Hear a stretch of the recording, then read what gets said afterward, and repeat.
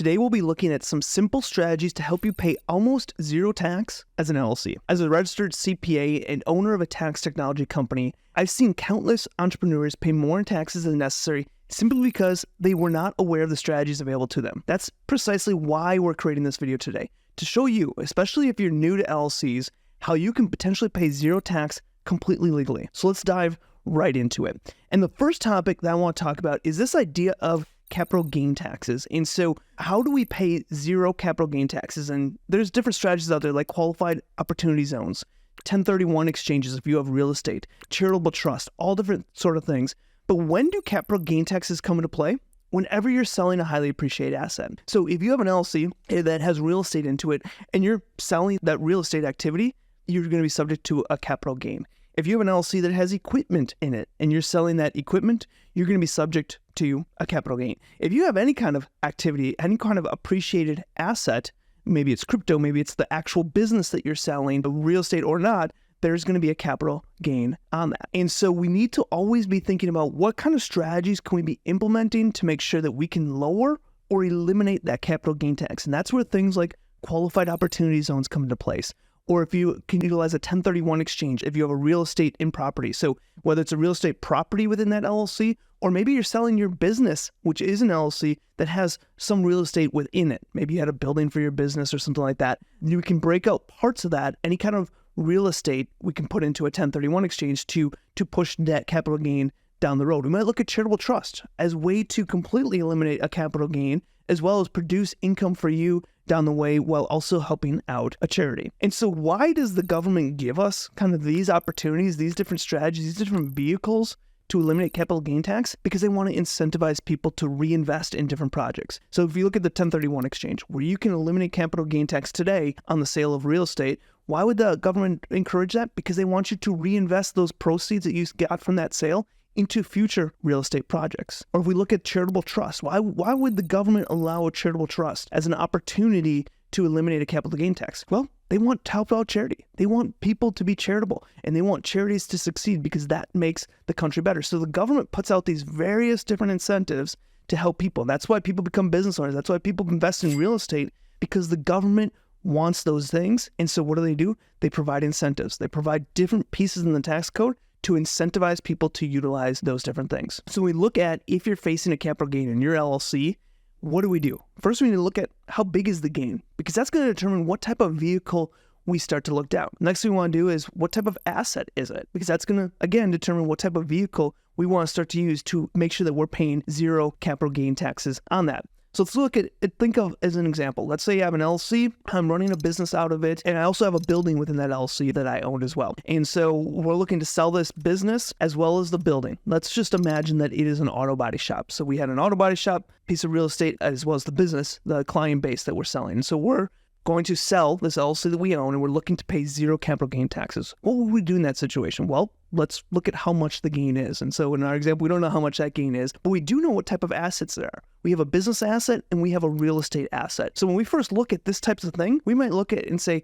okay, let's break that real estate out of that deal and let's utilize a 1031 exchange to eliminate the capital gain today on that real estate piece. And then we might look at the rest of the business and say, okay, whatever's left in the business based on that clientele that we're selling in the sale, let's maybe use a charitable trust, or maybe we invest in a qualified opportunity zone to help push that gain down the road as well. So we want to always be thinking about that. Now, the biggest mistake that we see small business owners make, especially when it comes to capital gain taxes, is selling first and then planning second. Because the problem is that once you sell an asset, a lot of the strategies that we might look to implement get thrown out the window, or the opportunity or the savings involved with them get cut, get removed from it. And so my biggest recommendation is if you're looking at a sale, whether it's an LLC with real estate in it, whether it's an LLC with for the business that you're operating out of it, whether it's an LLC with crypto in it, plan first and then complete the sale. So if you're looking to sell, start planning now. Reach out to people, join our tax realm, find a way to plan now, and then sell that once you have your plan established. Now, we can only break down how to pay zero taxes in a small amount of detail here because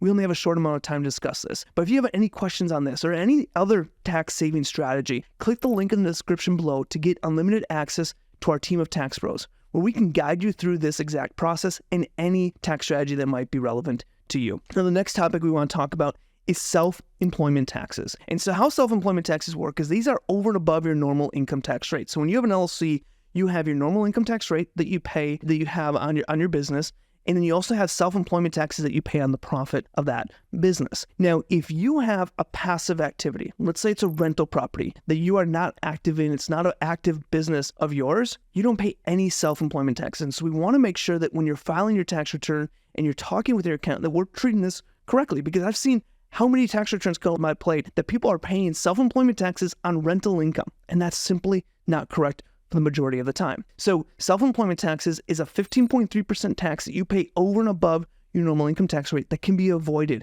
or at least minimized. So if you have a passive activity, real estate, or maybe a business that you're not active in, maybe you are just investing in a business, a friend of yours started a plumbing business, and you say, I'll put some money in that, I'm not going to be part of it, I'm not a plumber, I'm not doing anything day to day, but I'm going to help invest in that and put some money in the startup of this. Well, you're a passive investor. That activity, that income that you earn from that is not subject to self-employment taxes as long as it's set up correctly. So make sure that you're making sure that this opportunity, if you're in a passive activity, real estate, or a business that you're not active in, make sure that's being treated correctly on your personal tax return so that you can avoid self-employment taxes on 100% of that income from passive activity. Now, some of you likely have active businesses that you're operating out of. And that's how when we want to say, okay, let's look at this idea of self-employment taxes and how do we minimize it? How do we lower it as much as possible? And that's where this concept of an S corporation comes in. An S corporation is a way that we can help minimize the amount in self-employment taxes, because as just a single member LLC, you pay self-employment taxes on 100% of your income. So you make a profit in your business of $100,000, you're paying self-employment taxes over and above your ordinary income tax rate. You're paying self-employment taxes on that $100,000 of 15%. But if we elect to be taxed as an S corporation, we take that $100,000 of income that you had in that example and we break it into two pieces. We have a salary piece and we have a distribution or owner draw piece. And we pay self-employment taxes on that salary piece, but we avoid it on that distribution piece.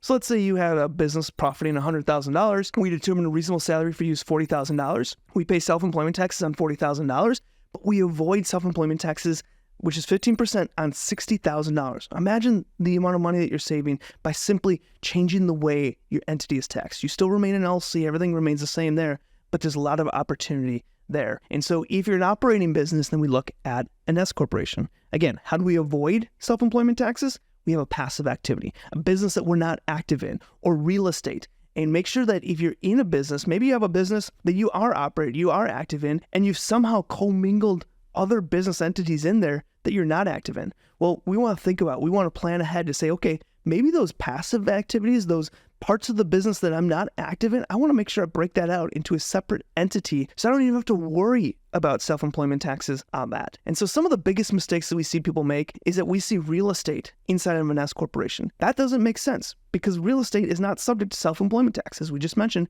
And the sole purpose of an S corporation, generally stating, is to help avoid or eliminate or minimize the amount we pay in self-employment taxes. We also see people that are in active businesses or passive businesses that have them inside of these activities or commingled. So we want to make sure that we're planning strategically. If we're investing in businesses, make sure that we're investing as a passive investor.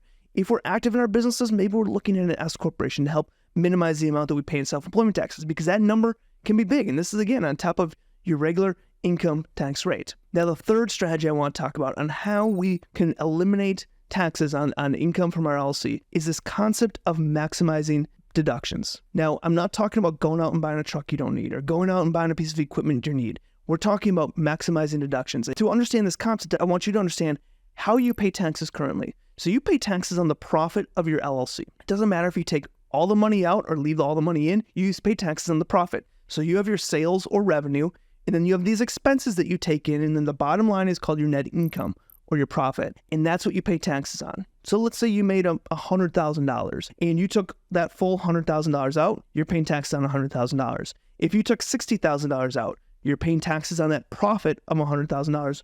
If you took no money out and left all that profit in the business, you're still going to pay taxes on that $100,000 of profit that was left in the business. So that's how taxation works with a pass-through entity like an LLC. But how do we lower that? Well, again, we're taxed on our profit, and we have a revenue minus expenses equals profit. So if we can increase expenses, that will lower the amount of profit we have, which lowers the amount of taxes that we pay on. So how do we do that?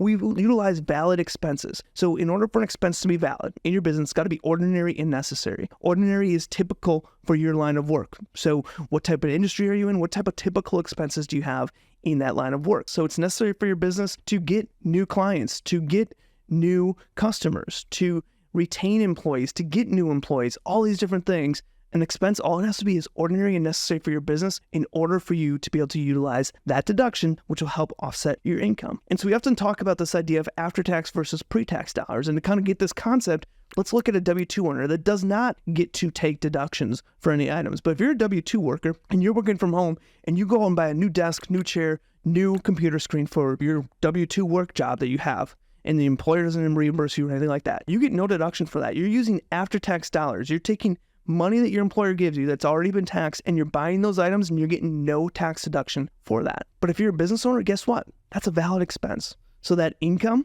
that sales, that revenue, minus expenses, these are all items that are in that expense pieces, which reduce the amount of profit that you have, thus reduces the amount of taxes that you pay. So who qualifies for this idea, this concept of maximizing deductions?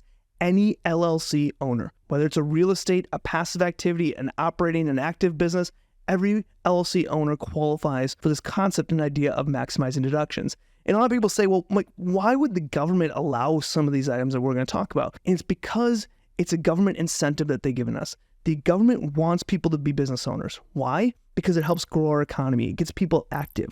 It's healthy for our economy. We hire employees. We support different organizations. So government loves business owners. The government loves people starting businesses. And so how do they incentivize people to do that? They give you this opportunity to turn after-tax spending into pre-tax spending. They give you this opportunity of different tax strategies that are available for you. So what are some of those things? We might look at the home office deduction. And I think every business owner should be taking advantage of the home office deduction in some sort of way. So that's an opportunity, a black and white in the tax code that every business owner should be taking advantage of. Maybe automobile. Do you use your automobile for your business? I would say it's hard to tell me a business owner, even if you do everything remotely and work from home, that doesn't use the automobile at all for business. Do you go to the post office? Do you send things? Do you get supplies? You know, that desk you bought, how'd you get that desk? Did you have to go out and buy it? Did you have to go travel somewhere? Did you have to go look at different things? Every business owner, even if you are 100% remote, should have some type of automobile deduction. And there's different strategies and ways to do that. Let's look at travel. Travel is a great opportunity to help reduce your tax liability. So, you know, me and my wife used to do this a lot often, where we'd find out places we want to go, and we're both accountants. And so we'd find a place we wanted to go. We wanted to go check out Washington, D.C. So we'd look up what are some continuing education going on in Washington, D.C. We signed up for those seminars in Washington, D.C. and planned a city that we wanted to go to anyways, but we planned it around a business opportunity. Maybe you're meeting a client, maybe you're meeting a vendor, maybe you're attending some type of seminar or training or continuing education or whatever it might be. But how can you plan travel that you want to do around a business opportunity and thus be able to make that business opportunity a travel? So the IRS, when they look at travel, says you have to spend the majority of the day on business for that to be a business day when you're traveling. Well, the majority of the day is 4 hours and 1 minute. So if you sit in a seminar, a conference for 4 hours and 1 minute, you spent the majority of the day on business, the IRS doesn't care what you do after that. That's already a business day. So you go explore the city, go to the Capitol, go to the White House, do all those different things. That's still a business deduction as long as you got your business hours in. Same thing with meals. You know, we say there's so much opportunity in getting deduction around meals. You know, as a business owner, we're always talking about our business. We're always asking people for advice. We're telling about different situations that we're struggling with. We might be asking for referrals. These are all different conversations that come up in our everyday life. And so is there ever an opportunity where you go out with a bunch of friends, go for lunch with friends, and you're talking business? Even though they're friends, you're talking business. You're seeking advice. You're getting referrals from them. Those are business opportunities, business meal opportunities. The other idea is hiring our children. I think anybody that has kids in between the ages of 7 or older should be hiring their children in some sort of way. Find something for them to do in your work, because I know for a fact, I'm a dad, I know for a fact you're going to be supporting that child in many different ways. So why not get a business deduction for it, and your child potentially pay no income taxes for at least a portion of some money? This is a great opportunity to move money from a high tax bracket into a lower tax bracket while also lowering your income. You know, we look at the Augusta rule, the 14-day home rental rule. Is there events, different things that you can host in your house, board meetings, to get a business deduction, rent out your home? If you rent out your home for 14 days or less, you pay no income taxes on that. So plenty of opportunities there. We look at technology or office items. You know, I'm looking around my desk right now. I have a microphone, a camera, I have screens, I have a TV, I have cords, all these different things. These are all business items. Helps me do what we're doing here right now, which is talking to you about tax savings. I always talk about having a board in your business. Now, this board could be people that are trusted to you, that can help your business grow, that can help keep you accountable for different things happening within your business. When you have a board in your business, guess what? You have board meetings. Are you maybe renting out your house for those board meetings? Are you maybe going to travel for some of those board meetings? Do you have friends or family on your board? This provides opportunities for some of those expenses to go up a little bit. Asset purchases. I was talking to a business owner the other day and said, Mike, you tell me, don't buy a truck because that's not good. I said, don't buy a truck you don't need simply for a tax deduction. He's like, I need a truck. My truck's broken down. I need a new truck this next year. I said, well, then take advantage of that. There's a lot of opportunity there with equipment. My key thing is, let's think about home office, automobile, travel, meals, hiring children, Augusta rule, technology, office items, having a board. Let's think about all those items before we just go out and buy something for a tax deduction, because that doesn't make sense. Now, if you need equipment, if you need different assets within your business, of course, go and buy that. We want your business to succeed, but we do not want you buying things simply for a tax deduction. The concept here is, how do we turn after-tax spending that we're going to do? Think home office. We're going to have our home no matter what, but now we're getting a business deduction for it. That is smart tax planning. So, all of these different types of expenses that we can get within our business offset income, which reduce profit, which means that we pay less in taxes. I was talking to a business owner the other day. They were just at a side gig. They were kind of just getting started.